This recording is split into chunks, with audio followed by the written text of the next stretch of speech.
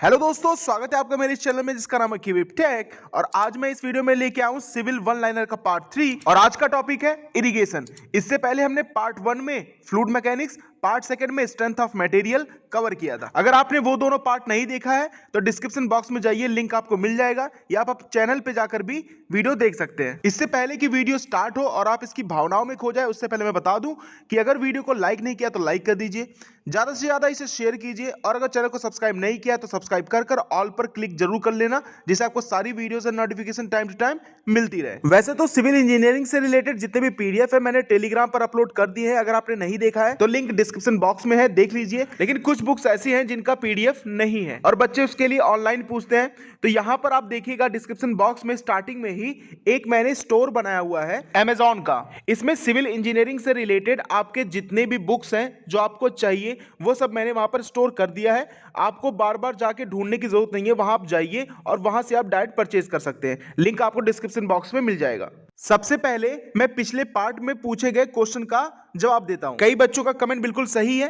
Question था कि bulk modulus is inversely proportional to, आपका जो बुल्क मॉडुलस होता है वो किसके इनवर्सली प्रोपोर्शनल होता है? ठीक है, तो इसका आंसर है कंप्रेसिबिलिटी। आपका जो बुल्क मॉडुलस होता है वो कंप्रेसिबिलिटी के इनवर्सली प्रोपोर्शनल होता है। तो जिन स्टूडेंट का ये आंसर सही था उन्हें कांग्रेचुलेशन, और जिनका गलत था कोई बात नहीं, आप मेहनत करते रहिए और कमेंट जरूर कीजिए जो भी मैं पूछूं। Question number first, unit of run of in MKS system is, run of का एमकेएस पद्धति में क्या यूनिट होती है? तो इसका आंसर है मीटर क्यूब पर सेकेंड। जो कि डिस्चार्ज का यूनिट होता है वही होता है रन ऑफ का। और रन ऑफ होता क्या है? बारिश के बाद कुछ पानी आपका जमीन के अंदर चला जाता है, ठीक है, लेकिन कुछ पानी ऐसा होता है जो सरफेस पर बहने लगता है, यानी कि जो सोखता नहीं है पानी अर्थ के द्वारा, वही कहलाता है आपका run of. Question number second, the optimum depth of core watering for rice is, आपके राइस यानी चावल के लिए कोर वाटरिंग डेप्थ कितना होता है? तो इसका आंसर है 19 सेंटीमीटर। 19 सेंटीमीटर होता है आपका core watering depth for rice. Image में आप देख सकते हैं और भी ऐसे बहुत से प्लांट्स हैं जिसका कोर वाटर डेप्थ दिया गया है। एग्जाम में किसी का भी पूछा जा सकता है, तो इसी वजह से ये आप ध्यान में रखेंगे। वैसे सबसे इंपॉर्टेंट राइस का ही है। कोर वाटर डेप्थ होता क्या है? जब आपकी फसल कुछ सेंटीमीटर तक ग्रो करे तो उस दौरान जो वाटर दिया गया होता है उसकी डेप्थ को बोलते हैं core water depth. Question number third, suit spillway is suitable for, आपका जो सूट स्पिलवे होता है वो किस डैम के लिए सुटेबल होता है? तो इसका आंसर है अर्दन डैम। अर्दन डैम के लिए आपका सूट स्पिलवे सुटेबल होता है। आप देख सकते हैं इमेज में, ये है सूट स्पिलवे। स्पिल का मतलब होता है छलकना, तो यहां पर स्पिलवे, जो आपके डैम में स्पिलवे का वर्क ये होता है कि जो भी एक्स्ट्रा वाटर हो उसे निकालने के लिए स्पिलवे का यूज किया जाता है, और स्पिलवे आपके डैम का सेफ्टी वॉल्व कहलाता है। Question number 4, an aggrading river is also called, आपका जो एग्रेडिंग रिवर है उसे क्या कहा जाता है? तो इसका आंसर है सिल्टिंग रिवर। आपका जो एग्रेडिंग रिवर होता है उसे सिल्टिंग रिवर भी कहा जाता है। एक्चुअली में ये दो टाइप के होते हैं, एग्रेडिंग टाइप रिवर और डिग्रेडिंग टाइप रिवर। जो आपका एग्रेडिंग टाइप रिवर होता है इसमें सिल्टिंग होती है, तो इसी वजह से इसे बोलते हैं सिल्टिंग रिवर। और जो आपका डिग्रेडिंग टाइप रिवर होता है इसमें स्कोरिंग होता है। स्कोरिंग का मतलब होता है कटाव, तो इसी वजह से इसे बोलते हैं स्कोरिंग रिवर। आई होप दोनों में डिफरेंस समझ में आ गया होगा कि एग्रेडिंग रिवर क्या होता है और डिग्रेडिंग रिवर क्या होता है। Question number 5, the first watering given before the sowing the crop is called, आपका फसल बोने से पहले जो फर्स्ट वाटरिंग दी जाती है उसे क्या कहते हैं? तो इसका आंसर है पलेवा, PALEO, जिसे कहीं कहीं लेवा मारना भी बोलते हैं। Question number 6, from the surface of the reservoir of evaporation में be minimized by the sprinkling of, आपके रिजर्वायर का काम क्या होता है? पानी को स्टोर करना। उसका सरफेस एरिया बहुत बड़ा होता है और अगर गर्मी है तो ऊपर से क्या होता है, इवेपोरेशन रेट बहुत ज़्यादा बढ़ जाता है, जिससे पानी क्या हो जाता है, कम हो जाता है। तो इसी वजह से क्वेश्चन में ये पूछा गया है कि इवेपोरेशन को रोकने के लिए, जिससे पानी ज़्यादा से ज़्यादा उड़े ना, उसके लिए आप रिजर्वायर के ऊपर सरफेस पर किस चीज़ का छिड़काव करते हैं? तो इसका आंसर है acetyl alcohol.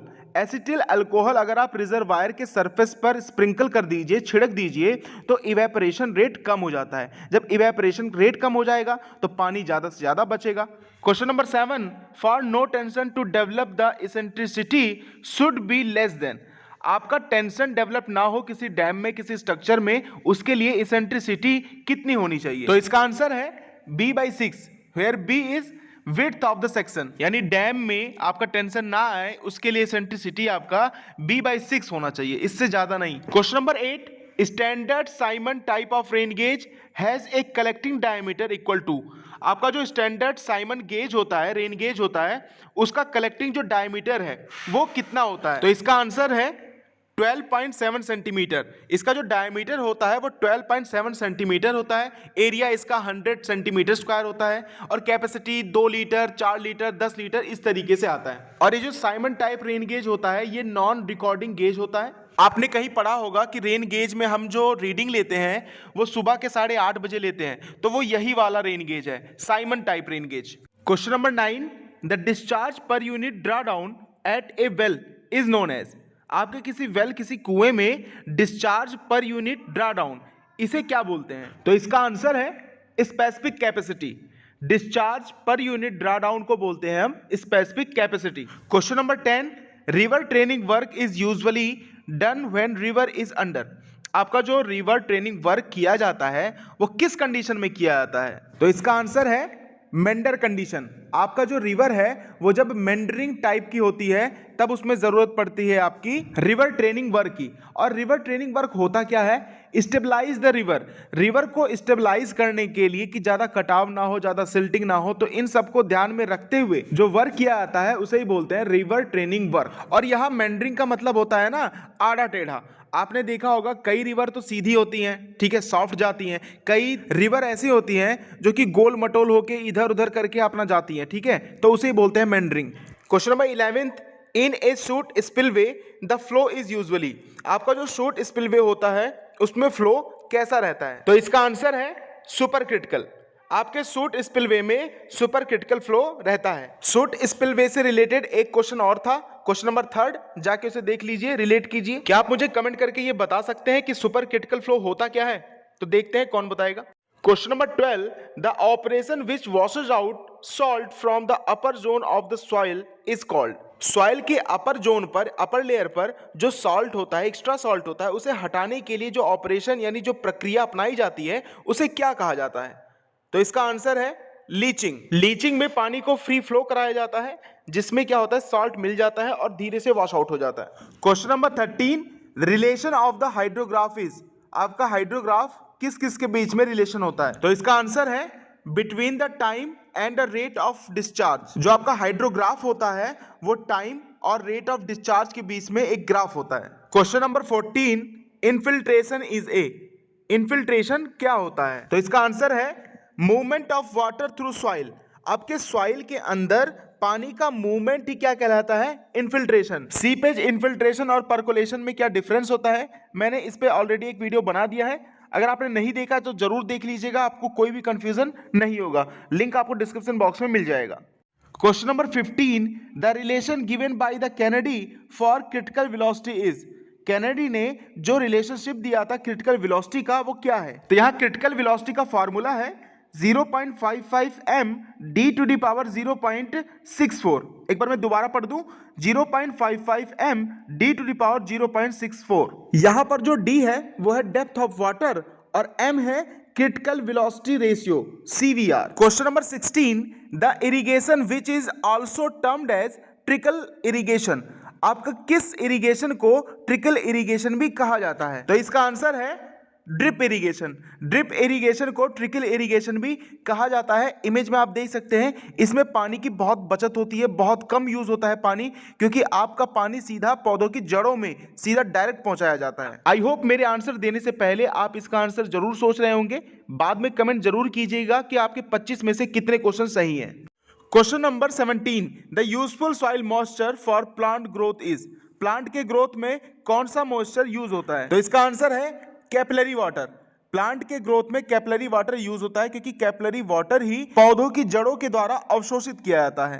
Question number 18, the instrument used to measure evapotranspiration is. Evapotranspiration किस इंस्ट्रूमेंट के द्वारा मेजर किया जाता है? तो इसका आंसर है लाइजीमीटर। लाइजीमीटर के द्वारा इवेपोट्रांसपिरेशन मेजर किया जाता है। इवेपोट्रांसपिरेशन आपका 2 वर्ड से मिलकर बना है, इवेपोरेशन एंड ट्रांसपिरेशन। जहां इवेपोरेशन का मतलब होता है कि जब पानी सॉइल सरफेस से उड़ता है तो उसे बोलते हैं इवेपोरेशन। और ट्रांसपिरेशन होता है जब पानी आपके प्लांट से उड़ता है, यानी उनके पत्तियों से उड़ता है, जिसे बोलते हैं वाष्पोत्सर्जन। और जब ये प्रक्रिया साथ में होती है तो हम बोलते हैं इसे इवेपोट्रांसपिरेशन। और इसी के लिए जो इंस्ट्रूमेंट यूज किया जाता है वो है आपका लाइजीमीटर। अगर आप चाहते हैं इवेपोरेशन, ट्रांसपिरेशन, इवेपोट्रांसपिरेशन, एटमोमीटर, फाइटोमीटर और लाइजीमीटर, इन सब में क्या डिफरेंस होता है, कौन सा किस में यूज होता है, इसके लिए मैं एक अलग वीडियो बनाऊं तो मुझे कमेंट करके बताइए। Question number 19, 70% index of वेटनेस means. Index of वेटनेस अगर 70% हो तो इससे आप क्या समझते हैं? तो इसका आंसर है रेन डिफिशियंसी ऑफ 30%। अगर आपका इंडेक्स ऑफ वेटनेस 70% है, रेन डिफिशियंसी आपका 30% होगा। डिफिशियंसी मतलब कमी। तो अगर आप 100 में से इंडेक्स ऑफ वेटनेस माइनस कर देंगे तो आपका आ जाएगा rain deficiency. Question number 20, which rain gauge is used for measuring rain in remote area. Remote areas क्या होता है? दूरस्थ स्थल, जो काफी दूर हो, जहां पर पहुंचना आसान नहीं होता है, तो वहां पर रेन को मेजर करने के लिए कौन सा रेन गेज यूज किया जाता है? तो इसका आंसर है tipping bucket type rain gauge. Tipping bucket type rain gauge use किया जाता है आपके रिमोट एरियाज में, क्योंकि इसमें कुछ इलेक्ट्रॉनिक इंस्ट्रूमेंट्स लगे होते हैं ना, कि आप दूर से भी आप बता देंगे कि वहां कितनी वर्षा हुई है। इमेज में आप देख सकते हैं, ये आपका tipping bucket type rain gauge. Question number 21, the plot between rainfall intensity and time is called. आपकी जो प्लॉटिंग होती है, जो ग्राफ बनता है रेनफॉल इंटेंसिटी और टाइम के बीच में, उसे क्या कहते हैं? तो इसका आंसर है हाइटोग्राफ। ध्यान से पढ़ना, हाइटोग्राफ ना कि हाइड्रोग्राफ। हाइड्रोग्राफ अलग होता है, जो कि आपका ग्राफ होता है टाइम और डिस्चार्ज के बीच में, लेकिन ये है हाइटोग्राफ, जो कि ड्रॉ किया जाता है रेनफॉल इंटेंसिटी और टाइम के बीच में। दोनों में कंफ्यूज मत होना, ध्यान से समझ लेना। क्वेश्चन नंबर 13 अभी मैंने बताया है, उसे एक बार देख लेना, इससे रिलेट करना समझ में आ जाएगा। Question number 22, Garrett's diagram are used to. Garrett diagram किसके लिए यूज किया जाता है? तो इसका आंसर है डिजाइन ऑफ चैनल। चैनल के डिजाइन के लिए यूज किया जाता है गैरेट डायग्राम। जब आप कैनेडी और लेसी थ्योरीज पढ़ेंगे तो वहां पर आपने देखा होगा Garrett diagram. Question number 23, for alluvial soil the best channel section is. Alluvial soil के लिए बेस्ट चैनल सेक्शन क्या रहता है, किस शेप का रहता है? तो इसका आंसर है ट्रेपेजॉइडल। ट्रेपेजॉइडल जो शेप है, ये एलुवियल सॉइल के लिए बेस्ट कैनाल सेक्शन रहता है। Question number 24, spillway is least suitable for an earthen dam. Earthen dam के लिए कौन सा स्पिलवे कम से कम सुटेबल रहता है? तो इसका आंसर है ओजी स्पिलवे। अर्दन डैम के लिए आपका जो स्पिलवे है, ओजी स्पिलवे, ये सबसे कम सुटेबल रहता है। स्पिलवे के बारे में मैंने इससे रिलेटेड और भी काफी क्वेश्चन बताया हुआ है अर्दन डैम से रिलेटेड, तो आई होप आपको समझ में आ गया होगा। अब जैसे कि हमारा रिवाज है कि लास्ट क्वेश्चन होता है आपके लिए। Question number 25, the duty is largest fair. आपका जो ड्यूटी होता है वो किस जगह पर लार्जेस्ट यानी सबसे ज्यादा होता है? तो जो भी इसका करेक्ट आंसर हो मुझे कमेंट कीजिए, और प्लीज कमेंट जरूर किया करो, इससे आपके अंदर कॉन्फिडेंस आएगा। तो दोस्तों आज के लिए इस वीडियो में इतना ही। इस वीडियो को लाइक नहीं किया तो लाइक कर दीजिए, चैनल को सब्सक्राइब नहीं किया तो सब्सक्राइब कर लो, जिससे आपको सारी वीडियोस की नोटिफिकेशन टाइम टू टाइम मिलती रहे।